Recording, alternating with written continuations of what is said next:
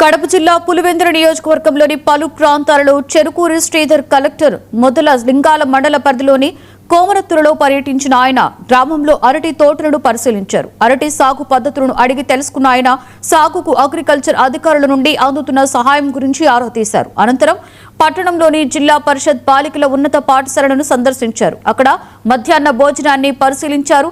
విద్యార్థులతో మాట్లాడిన ఆయన భోజన నాణ్యతను గురించి అడిగి తెలుసుకున్నారు. విద్యార్థులకు నాణ్యమైన భోజనం అందించాలని అధికారులకు సూచించారు.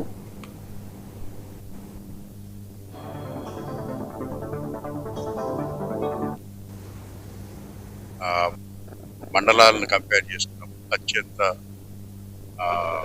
పర్ క్యాపిటల్ ఇన్కమ్ సాధించినటువంటి మండలంగా గుర్తింపబడింది. ఈ మండలంలో ఈ యొక్క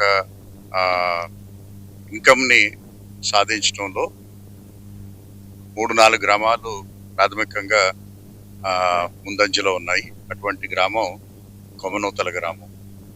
ఇక్కడ 95% భూములలో రైతులు ఈ బనానా పంటని గత 25-30 సంవత్సరాలుగా సాగు చేస్తున్నారు.